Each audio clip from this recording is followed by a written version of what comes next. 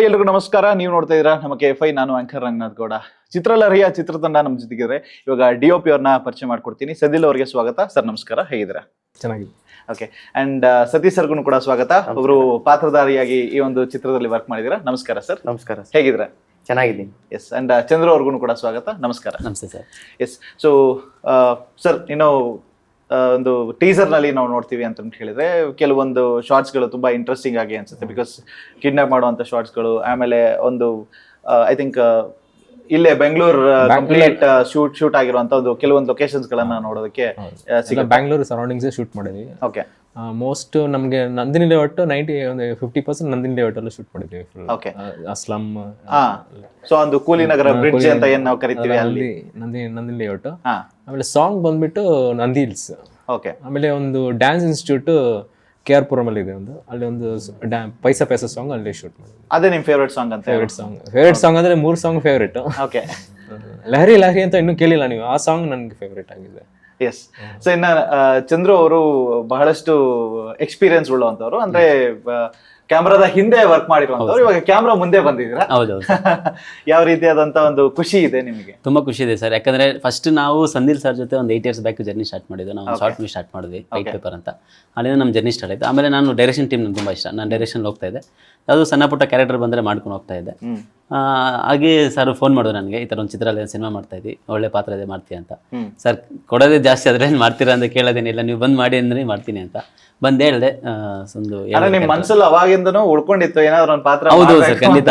ಈಗ ನಾವು cinema industry ಮಾಡ್ತೀವಿ ಅಂದ್ರೆ ನಮಗೆ ಯಾವ ಥರ ಆಪರ್ಚುನಿಟಿ ಸಿಗುತ್ತೋ ನಾವು ಮಾಡಕ್ಕೆ ರೆಡಿ ಇರ್ತೀವಲ್ವಾ. ಸೊ ಅದೇ ರೀತಿ ಡೈರೆಕ್ಷನ್ ನಂಗೆ ತುಂಬ ಇಷ್ಟ. ಸೊ ನಾನು ಅಲ್ಲಿ ವರ್ಕ್ ಮಾಡ್ತಾ ಇದ್ದೆ, ಅದೇ ಜೊತೆ ಒಂದು ಪಾತ್ರನ ಮಾಡೋಣ, ಅದು ಇಷ್ಟ ಆಯಿತು. ಸೊ ಒಳ್ಳೆ ಪಾತ್ರ ನನಗೆ ರೆಫರ್ ಮಾಡಿದ್ರು. ನಾನು ಮಾಡಿರೋ ತುಂಬ ಕ್ಯಾರೆಕ್ಟರಲ್ಲಿ ಇದು ತುಂಬ ಲೆಂತ್ ಇರೋ ಕ್ಯಾರೆಕ್ಟರ್, ತುಂಬ ಚೆನ್ನಾಗಿ ಬಂದಿದೆ. ಸೊ ಅವ್ರಿಗೆ ತುಂಬ ಥ್ಯಾಂಕ್ಸ್ ಹೇಳಕ್ಕೆ ಇಷ್ಟಪಡ್ತೀನಿ. ಮತ್ತು ಡೈರೆಕ್ಟರ್ಗೂ ತುಂಬ ಥ್ಯಾಂಕ್ಸ್ ಹೇಳಕ್ಕೆ ಇಷ್ಟಪಡ್ತೀನಿ, ನನ್ನ ಸೆಲೆಕ್ಟ್ ಮಾಡಿ ನನಗಿಂದ ಪ್ಯಾಟ್ರ್ ಕೊಟ್ಟರಲ್ಲ ಅದಕ್ಕೆ. ಇನ್ನು ಸತೀಶ್ ಸರ್ ತುಂಬಾ ಚಿತ್ರಗಳನ್ನ ಮಾಡಿ ಅದಾದ ನಂತರ ಇವಾಗ ಚಿತ್ರಲಹರಿ ಮಾಡ್ತಾ ಇದ್ರೆ ಸರ್, ನೀವು ಪ್ಲೇ ಮಾಡಿರುವಂತ ಕ್ಯಾರೆಕ್ಟರ್ಸ್ಗಳು ಎಲ್ಲದನ್ನು ಕೂಡ ವಿಭಿನ್ನವಾಗಿರ್ತಾ ಇತ್ತು. ಬಟ್ ಈ ಒಂದು ಚಿತ್ರದಲ್ಲಿ ಯಾವ ರೀತಿಯಾದಂತ ಪಾತ್ರ ನಿಮ್ದು ಸರ್? ಸರ್, ನಾನು ತುಂಬಾ ಸಿನಿಮಾಗಳು 15 ವರ್ಷದಿಂದ ಮಾಡಿದ್ದೀನಿ. ಹತ್ರ ಒಂದು 100 ಸಿನಿಮಾ ಅಷ್ಟೇ ಮಾಡಿದ್ದೀನಿ. ಓಕೆ, 100 ಸಿನಿಮಾ ಅಷ್ಟು ಮಾಡಿದ್ದೀನಿ. ಆದ್ರೆ ಈ ಸಿನಿಮಾದಲ್ಲಿ ನನ್ನ ಪಾತ್ರ ತುಂಬಾ ನನಗೆ ಇಷ್ಟ ಆಗಿದೆ. ಆಮೇಲೆ ಸುರೇಶ್ ಅವರು ನಾವು 15 ವರ್ಷ ಸ್ನೇಹಿತರು. ಓಕೆ. ಅವರು ಈ ಸಿನಿಮಾದಲ್ಲಿ ಅವರು ಸ್ಕ್ರಿಪ್ಟ್ ಇಂದ ಹಿಡಿದು ಲಾಸ್ಟ್ ಸೆನ್ಸರ್ ವರ್ಗೂ ಅವ್ರ ಜೊತೆ ನಾನು ಇದ್ದೆ. ಆಮೇಲೆ ಅವರ ನಮ್ಮ ಬಾಂಡಿಂಗ್ ಹೆಂಗೆ ಅಂದ್ರೆ ಒಂದು ಅಣ್ಣ ತಮ್ಮ ಬಾಂಧವ್ಯ ತರ ಇದ್ದೀವಿ ನಾವು. ಓಕೆ. ಆಮೇಲೆ ಇನ್ನೊಂದು ಹೇಳ್ಬೇಕಂದ್ರೆ ಅವರು ಒಳ್ಳೆ ನಿರ್ದೇಶಕರು, ಆಮೇಲೆ ಒಳ್ಳೆ ಸ್ನೇಹಿತ ಕೂಡ ನನಗೆ, ಒಳ್ಳೆಯವರು. ಆಮೇಲೆ ಈ ಪಾತ್ರ ಸತೀಶ್ ಸರ್ ನೀವೇ ಮಾಡಿ ಅಂತ ಹೇಳಿದ್ರು, ನಾನು ಮಾಡಿದೆ. ಅದು ಪಾತ್ರ ನನಗೆ ತುಂಬಾ ಇಷ್ಟ ಆಯ್ತು. ಎಸ್ ಸರ್, ಇನ್ನು ತೆರೆ ಮೇಲೆ ನೋಡೋದಕ್ಕೆ ನಾವು ವೇಟ್ ಮಾಡ್ತಾ ಇದ್ದೀವಿ. ಅಂಡ್ ಈ ಒಂದು ಚಿತ್ರದಲ್ಲಿ ಲೈಕ್ ಕತೆ ಬಿಟ್ಕೊಡ್ತಾ ಇಲ್ಲ, ಯಾರನ್ನು ಕೂಡ ಏನು ಹೇಳ್ತಾ ಇಲ್ಲ. ಆದ್ರೂ ನಾವು ಟೀಸರ್ ನ ನೋಡಿ ಕೆಲವೊಂದು ಅಂಶಗಳನ್ನ. ಆಕ್ಚುಲಿ ಹೌದು ಸರ್, ನಮ್ದು ಒಂದು 3 ಫ್ರೆಂಡ್ಸ್ ರೋಲ್ ಬರುತ್ತೆ. ನಾನು, ಶ್ರೀಕಾಂತ್ ಮತ್ತೆ ರಂಗನಾಥ್ ಅಂತ. ಪ್ಯಾರಲರ್ ಆಗಿ ಇನ್ನೊಬ್ಬರು 4 ಜನ ಫ್ರೆಂಡ್ಸ್ ಇದ್ದಾರೆ ಸರ್. ಅವ್ರು ವರುಣ್ ಸರ್ ಮತ್ತೆ ಇನ್ನೊಬ್ಬರು 4 ಫ್ರೆಂಡ್ಸ್ ಇದ್ದಾರೆ. ಅವ್ರ ಕ್ಯಾರೆಕ್ಟರ್ ಹೋಗ್ತಾರೆ. ಯಾರ್ಯಾರ ಕ್ಯಾರೆಕ್ಟರ್ ಯಾರಿಗೂ ಎಲ್ಲೂ ರಿವೀಲ್ ಮಾಡಿಲ್ಲ ಸರ್. ಅವ್ರ ಪಾತ್ರ ಹೇಳ್ತಾ ಇದ್ರು, ನೀವು ಬಂದು ಶೂಟ್ ಮಾಡಿ ಅಂತ ಇದ್ರು. ನಮ್ಗೆ ಗೊತ್ತಿಲ್ಲ ಹೆಂಗೆ ನಮ್ದು, ಅಂದ್ರೆ ನಮ್ ಕ್ಯಾರೆಕ್ಟರ್ ನಮ್ಗೆ ಗೊತ್ತಷ್ಟೇ. ಎಂಟೈರ್ ಸಿನಿಮಾ ಕಾನ್ಸೆಪ್ಟ್ ನಮ್ಗೆ ಗೊತ್ತಿಲ್ಲ, ಎಲ್ಲ ಸಸ್ಪೆನ್ಸ್ ಆಗಿ ಇಟ್ಟಿದ್ದಾರೆ. ನಾವು ಕ್ಯೂರಿಯಾಸಿಟಿಯಿಂದ ವೆಯ್ಟ್ ಮಾಡ್ತಾ ಇದೀವಿ, ನೋಡೋಣ ಹೆಂಗ್ ಬಂದಿದೆ ಅಂತ. ಸೊ ಇಂಡಸ್ಟ್ರಿನಲ್ಲಿ ನೀವು ಅಸೋಸಿಯೇಟ್ ಆಗಿ ವರ್ಕ್ ಮಾಡಿದ್ರೆ, ಬಟ್ ಆದ್ರೆ ಮೈನ್ ಡೈರೆಕ್ಟರ್ ಆಗ್ಬೇಕು ಅಂತ ಕನಸಿದೆಯಾ, ಆಸೆ ಇದೆ? 100% ಇದೆ ಸರ್. ನನಗೆ ಡೈರೆಕ್ಷನ್ ಮಾಡೋದು ತುಂಬಾ ಇಷ್ಟ. ಓಕೆ. ಸೊ ನಾವು ಅದಕ್ಕೆ ಪ್ರಿಪರೇಷನ್ ಆಗ್ತಾ ಇದೀವಿ. ಯಾವ ತರದ ಸಿನಿಮಾ ಮಾಡಬೇಕು, ಯಾವ ಜಾನರ್ ಅನ್ನ ಕೊಡಬೇಕು ಅಂತ ಆಸೆ ಇದೆ ಸರ್? ಸರ್, ನನಗೆ ಲವ್ ಸ್ಟೋರೀಸ್ ಮೇಲೆ ಸ್ವಲ್ಪ ಇಷ್ಟ. ಆ ಥರ ಜಾನರ್ ಅಲ್ಲಿ ಒಂದು ನ್ಯಾಚುರಲ್ ಆಗಿ ಇರೋ ಕಂಟೆಂಟ್ ತರ ಮಾಡಬೇಕು ಅಂತ.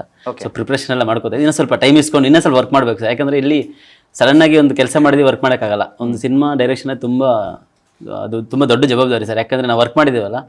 ಸೊ ಅದು ನಾವು ಸುಮ್ಮನೆ ನಾನು ಮಾಡಿದ್ದೀನಿ ಮಾಡ್ಬಿಟ್ಟು ಆ ಥರ ಅಲ್ಲ, ಮಾಡಿದ್ರೆ ಚೆನ್ನಾಗಿ ಮಾಡಬೇಕು. ಸೊ ಸ್ವಲ್ಪ ಟೈಮ್ ಇಸ್ಕೊಂಡ್ರು ಚೆನ್ನಾಗಿ ಮಾಡೋಣ ಅಂತ ಒಂದು. ಓಕೆ. ಅಂದ್ರೆ ಇವಾಗ ಇರುವಂತ ಒಂದು ನಾವು ಟ್ರೆಂಡ್ ಅನ್ನ ನೋಡ್ತೀವಿ ಅಂತ ಹೇಳಿದ್ರೆ ಡಾರ್ಕ್ ಹ್ಯೂಮರ್ ನ ತುಂಬಾನೇ ಇಷ್ಟಪಡ್ತಾರೆ. ಅಂದ್ರೆ ಡಾರ್ಕ್ ಹ್ಯೂಮರ್ ಅಂತ ಹೇಳಿದ್ರೆ ಇವಾಗ ಕೆಲವೊಂದು ಡೀಪ್ ಮೀನಿಂಗ್ಸ್ ಇರುವಂತದ್ದು, ಅಥವಾ ಹೇಳಿದಾಗ ಒಂದು ಬೇರೆ ತರದ ಅರ್ಥ ಸಿಗುವಂತದ್ದು, ಈ ತರದ ಕೆಲವೊಂದು ಡಾರ್ಕ್ ಹ್ಯೂಮರ್ ನ ತುಂಬಾ ಜನ ಇಷ್ಟಪಡ್ತಾರೆ. ಆ ತರದ ಕಾನ್ಸೆಪ್ಟ್ ಏನಾದ್ರು? ಆ ತರ ಏನಿಲ್ಲ ಸರ್. ನನಗೆ ಒಂದು ಡೀಪ್ ಲವ್ ಸ್ಟೋರಿ ಪ್ಯಾಟರ್ನ್ ಎಲ್ಲರ ಲೈಫಲ್ಲಿ ಆ ತರ ನಡೆದಿರ್ಬೇಕು ಸರ್. ಆ ತರ ಪ್ಯಾಟರ್ನ್ ಅಲ್ಲಿ ನನಗೆ ತುಂಬಾ ಇಷ್ಟ. ಸೊ ರಿಯಾಲಿಟಿ ಮೇಲೆ ನಾನು ತುಂಬಾ ಇಷ್ಟಪಡ್ತೀನಿ ಸರ್. ಒಂದು ಕಾನ್ಸೆಪ್ಟ್.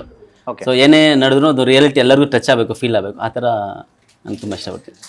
ಸರ್, ನೀವು ಸುಮಾರು 15 ವರ್ಷದಿಂದ ಪಾತ್ರಗಳನ್ನ ಮಾಡ್ಕೊಂಡ್ ಬರ್ತಾ ಇದ್ದೀರಾ. ಬಟ್ ಆದ್ರೆ ಇನ್ನು ಮನ್ಸಲ್ಲಿ ಉಳಿದಿದೆಯಾ ಈ ತರದ ಒಂದು ಕ್ಯಾರೆಕ್ಟರ್ ನಾನು ಪ್ಲೇ ಮಾಡ್ಬೇಕು ಅಂತ ಹೇಳಿ?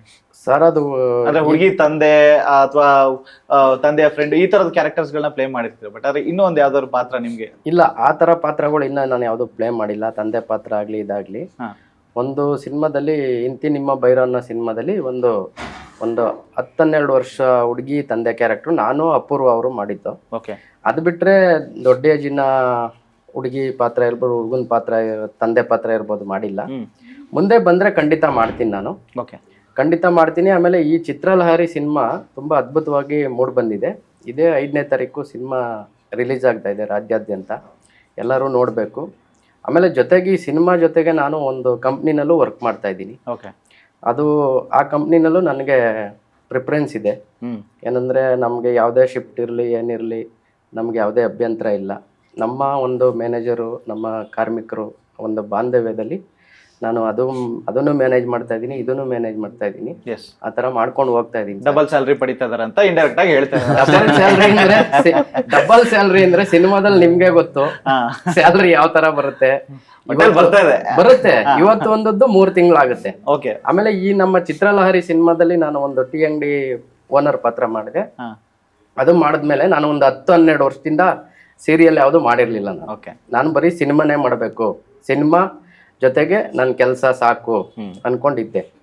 ಅವಾಗೇನಾಯ್ತು, ಆಗ ಸಿನಿಮಾಗಳು ಸ್ವಲ್ಪ ಕಮ್ಮಿ ಆಯ್ತಾ ಬಂದು ಪ್ರೊಡಕ್ಷನ್ ಕಮ್ಮಿ, ಕರೆಯಲ್ಲ. ಹಂಗಾಗಿ ನಾನು ನಮ್ಮ ಫ್ರೆಂಡ್ ಸರ್ಕಲ್ ಪಾಪ ಸೀರಿಯಲ್ ಮ್ಯಾನೇಜರ್ಸು, ಡೈರೆಕ್ಟರ್ಸು, ನಮ್ಮ ನವೀನ್ ಕೃಷ್ಣ ಸಾರು ಎಲ್ಲ ಯಡಿಯೂರು ಸಿದ್ಧಲಿಂಗೇಶ್ವರಗೆಲ್ಲ 5 ವರ್ಷದಿಂದನೇ ಕರೀತಾ ಇದ್ರು ಅವ್ರು. ನಾನು ಮಾಡಲ್ಲ ಸರ್ ಅಂತ ಹೇಳ್ಬಿಡ್ತಿದ್ದೆ. ಓಕೆ. ಆಮೇಲೆ ನಮ್ಮ ವಿಕ್ಟ್ರಿ ವಾಸ್ ಅವರು, ಏನೋ ಸತೀಶ ನಾವೆಲ್ಲ ಮಾಡ್ತಾ ಇದೀವಿ, ನೀನ್ ಮಾಡಕ್ಕೇನೋ ಅನ್ನೋದು. ಆದ್ರೂ ನನಗೆ ಇಷ್ಟ ಇಲ್ಲ ಅಣ್ಣ ಅಂತ ಹೇಳ್ತಿದ್ದೆ. ಆಮೇಲೆ ಈಗ ಒಂದು 3 ವರ್ಷದಿಂದ ಈಚೆಗೆ ಸೀರಿಯಲ್ ಕಡೆ ಬಂದ್ಮೇಲೆ ಬ್ಯುಸಿ ಇದ್ದೀನಿ. ತಿಂಗಳಲ್ಲಿ ಒಂದು 8 ದಿನ 10 ದಿನ ಶೂಟ್ ಇರುತ್ತೆ. ಸಂಡೇಗಳು ವರ್ಕ್ ಮಾಡ್ಕೊಂಡು ಲೀವ್ ಅಡ್ಜಸ್ಟ್ ಮಾಡ್ಕೊಂಡು ಮಾಡ್ತಾ ಇದ್ದೀನಿ. ನನಗೆ ಈ ಚಿತ್ರಲಹರಿ ಸಿನಿಮಾ ತುಂಬ ಖುಷಿ ಕೊಟ್ಟಿದೆ. ನಾನು ತುಂಬ ಸಿನಿಮಾಗಳು ಮಾಡಿದ್ದೀನಿ, ಆದರೆ ಎಲ್ಲ ಡೈರೆಕ್ಟರ್ಗಳ ಜೊತೆನೂ ಆಲ್ಮೋಸ್ಟ್ ವರ್ಕ್ ಮಾಡಿದ್ದೀನಿ. ನಮ್ಮ ಸುರೇಶ್ ಅವರು ನನಗೆ ಒಂಥರ ತಮ್ಮನ ಥರ ಇದ್ದಾರೆ, ಮಾಡ್ತಾ ಇದ್ದೀವಿ ಸರ್ ತುಂಬ ಚಿತ್ರಕ್ಕೆ. ಆಮೇಲೆ ನವನೀತ ಲಕ್ಷ್ಮಿ ಅವರು ಮದುವೆ ಆಗಿ ಒಂದು 8-10 ವರ್ಷ ಆಯಿತು. ಅವ್ರಿಗೆ ಸಪೋರ್ಟ್ ಕೊಟ್ಟು ಪ್ರೊಡ್ಯೂಸ್ ಮಾಡೋಕ್ಕೆಲ್ಲ ಅಂದ್ಕೊಂಡಾಗ ನನ್ನನ್ನು ಸುರೇಶ್ ಅವ್ರು ಕರೆದು, ಸರ್ ಈ ಥರ ಮಾಡ್ತಾ ಇದ್ದೀವಿ, ನೀವು ಯಾವ ಶಿಫ್ಟು ಏನೆಲ್ಲ ನನ್ನ ಒಂದು ಟೈಮ್ಗೆ ಅಡ್ಜಸ್ಟ್ ಮಾಡ್ಕೊಳ್ಳೋರು. ಓಕೆ. ಆ ಥರ ಒಂದು ಸಿನಿಮಾ ಆಯಿತು. ಇವತ್ತೂ ನಾವು ಚೆನ್ನಾಗಿದ್ದೀವಿ. ಅವ್ರು ಇನ್ನೂ ಒಂದು ಸಿನಿಮಾದಲ್ಲಿ ಪಾತ್ರ ಮಾಡಿದೆ, ವಿಕ್ಕಿ ಅಂತ, ನಮ್ಮ ದೀಪ್ ಅವರು ಡೈರೆಕ್ಟ್ರು. ಆಮೇಲೆ ನಮ್ಮ ಒಂದು ಟೀಮ್ ಹೆಂಗಿದೆ ಅಂದರೆ ಇದು ಒಂದು ಸಂಸಾರ ಥರ. ನಮ್ಮ ಹರೀಶ್ ಇರ್ಬೋದು, ಧರ್ಮ ಇರ್ಬೋದು, ದೀಪು ಇರ್ಬೋದು, ಸೆಂದಿಲ್ ಅವ್ರು ಇರ್ಬೋದು, ಎಲ್ಲರೂ ಒಂದು ಮನೆ ಮಕ್ಕಳ ಥರ ಕೆಲಸ ಮಾಡ್ತಾ ಇದ್ದೀವಿ. ಎಸ್, ನೈಸ್ ಸರ್, ಖುಷಿ ಆಯಿತು ಈ ಮಾತುಗಳನ್ನ ಕೇಳಿ. ಆ್ಯಂಡ್ ಇನ್ನಷ್ಟು ಹಲವಾರು ಚಿತ್ರಗಳು ನಿಮಗೆ ಬರಲಿ ಅಂತ ಕೇಳ್ಕೊತೀನಿ. ಆ್ಯಂಡ್ ಈ ಚಿತ್ರದ ಮುಖಾಂತರ ಒಂದು ಪಾತ್ರ ನಾವು ಜಾಸ್ತಿ ಪ್ಲೇ ಮಾಡುವಂತ ಒಂದು ಅವಕಾಶ ಸಿಗಲಿ, ಅಂಡ್ ಅದ್ರ ಜೊತೆಗೆ ಡೈರೆಕ್ಟರ್ ಆಗುವಂತ ಒಂದು ಕನಸು ಕೂಡ ನನ್ಸಾಗ್ಲಿ ಅಂತ ಕೇಳ್ಕೊಂತೀನಿ. Thank you so much sir, ಇಷ್ಟೊತ್ತು ಮಾತಾಡೋದಕ್ಕೆ ನಮ್ಮ KFI ಜೊತೆಗೆ. ಒಳ್ಳೇದಾಗ್ಲಿ. ಅಂಡ್ ಚಿತ್ರಲಹರಿ ಡಿಸೆಂಬರ್ 5ನೇ ತಾರೀಕು ಬರ್ತಾ ಇದೆ, ನಾವೆಲ್ಲರೂ ಕೂಡ ವೇಟ್ ಮಾಡ್ತಾ ಇದೀವಿ. ಅಂಡ್ ಎಲ್ಲರೂ ಕೂಡ ಈ ಚಿತ್ರಲಹರಿ ಮೂವಿನ ನೀವು ಥಿಯೇಟರ್ ಅಲ್ಲಿ ಬಂದು ನೋಡಿ ಅಂತ ಕೇಳ್ಕೊಂತೀನಿ. Thank you so much. ನಮಸ್ಕಾರ. ನಮಸ್ಕಾರ. Thank you.